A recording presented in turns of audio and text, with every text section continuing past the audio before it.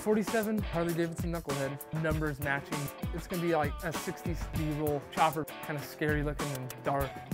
28 Roadster. Total 50s theme, steel wheels, tuck and roll interior, and dry lake style paint job with midnight blue and off-white front. Kind of make it look like it's going fast standing still.